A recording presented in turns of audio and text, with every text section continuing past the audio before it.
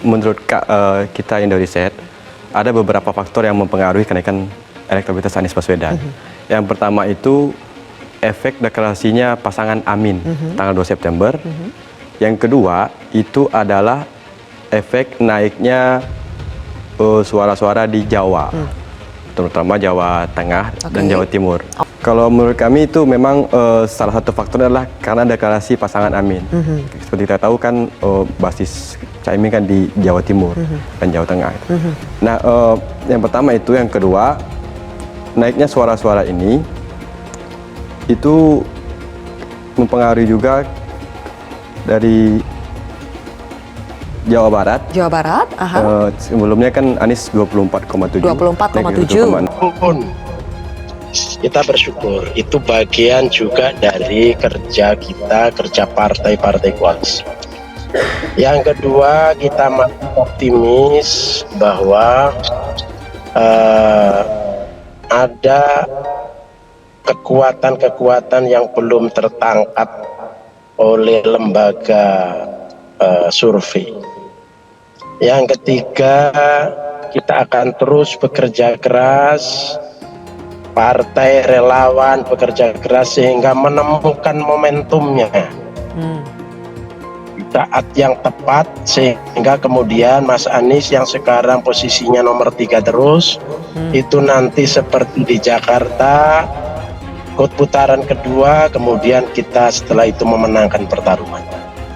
Itu optimisme, itu harapan yang sekaligus akan kita bersamai dengan kerja keras dan tidak lupa memohon pada Tuhan.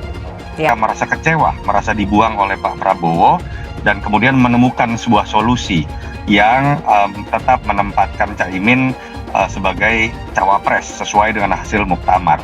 Jadi memang levelnya ini baru pada level level elit gitu, pertarungan yang serasa dimenangkan di level elit dalam konteks tetap menempatkan dirinya menjadi cawapres, sementara Nasdem berhasil melepaskan dirinya dari sosok Mas AHY yang memang tadi tidak diinginkan oleh Nasdem dari awal begitu ya. Tapi itu yang kemudian menyisakan banyak persoalan, hal-hal yang bersifat cepat dan kemudian hanya terkait dengan taktik dan pertarungan di level elit. Ini kan tidak dimulai dengan konsolidasi.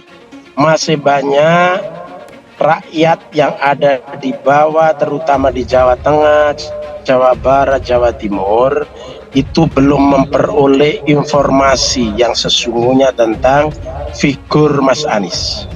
Karena itu sosialisasi dengan masuknya PKB, kemudian Caimin menjadi cawapres, maka pintu itu terbuka.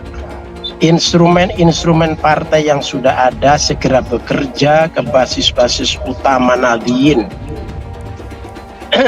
Ketika pintu-pintu Nahdien pintu-pintu Nahdien sudah terbuka seperti ini, maka insya Allah mereka akan berbondong-bondong mendukung pasangan koalisi perubahan ini. Selama ini maaf ya, kita bisa sedikit ini menginformasikan. Selama ini masuk ke Nahdien tertutup sekali ya, terutama Jawa Timur, Jawa Tengah, sebelum Caimin menjadi cawapres. Sekarang mereka konsolidasi, mulai elitnya para pimpinan pondok pesantren, kemudian tokoh-tokoh agama masyarakat, tokoh-tokoh NU, mereka punya instrumen sampai di bawah level ranting. Ketua Alumni Erlangga untuk Perubahan optimistis Amin didukung rakyat Jatim. Sejumlah survei menunjukkan kenaikan elektabilitas bakal calon presiden Anies Rashid Baswedan di Jawa, khususnya di Jawa Timur. Terbaru, lembaga survei Indo Riset merilis suara Anies melonjak dari 12,8% pada Agustus 2023 menjadi 22,2% di bulan September 2023. Ahmad Haryono, warga Jawa Timur yang juga Ketua Aliansi Alumni Erlangga untuk Perubahan A3P, kelompok relawan Anies yang merupakan alumni Universitas Erlangga UNER Surabaya, menyambut gembira kenaikan elektabilitas Anies di Jawa Timur. Jawa Timur selama ini dikenal sebagai basisnya kalangan Nahdien. Kunjungan yang dilakukan Pak Anies ke berbagai pondok pesantren, kiai dan akar rumput di Jawa Timur membuat kini banyak warga pedesaan dan Nahdien di akar rumput mulai mengenal Pak Anies. Terlebih setelah Gus Muhaimin dan Partai Kebangkitan Bangsa PKB yang menjadi representasi politik Nahdien bergabung dengan Koalisi Perubahan, terang Ahmad Haryono. Menurut Ahmad, dulu relawan Anies kesulitan menembus kawasan pelosok dengan masifnya pergerakan Anies, Gus Muhaimin dan PKB di Jawa Timur. Wilayah pedesaan di Jawa Timur makin banyak mengenal Anies. Jadi Jawa Timur bukan menolak Anies, tetapi mereka belum mengenal Anies. Kalau wilayah perkotaan sudah banyak yang tahu, namun warga pedesaan di Jawa Timur banyak yang belum tahu. Mereka taunya lebih banyak calon sebelah, karena bannernya jauh lebih banyak terpasang di wilayah pedesaan di Jawa Timur. Yang lebih banyak dilihat fotonya di pedesaan itu yang dikenal dan kemudian dipilih warga desa. Kini kami relawan di Jawa Timur mulai bersimbiosis dengan partai pengusung untuk mensosialisasikan Pak Anies ke akar rumput di Jawa Timur, terang dia. Ahmad menceritakan, pemasangan banner Anies di wilayah pedesaan kini lebih aman dari tangan-tangan jahil karena saat ini dijaga oleh warga NU kultural dan Nahdien yang kini mendukung Anies dan Gus Muhaimin. Ahmad mengemukakan pendekatan ke akar rumput dan warga pedesaan di Jawa Timur itu dilakukan relawan juga melalui jalur profesi. Ada relawan yang jadi dokter, guru hingga ke desa-desa. Mereka bisa membantu mengenalkan Pak Anies. Saat ini sudah banyak simpul relawan Anies yang bergerak di pedesaan hingga kecamatan dan kelurahan, walaupun mereka masih terbatas secara logistik, ujar Ahmad. Relawan, kata dia, juga masuk ke pondok-pondok pesantren, para kiai kampung, NU kultural dan majelis taklim.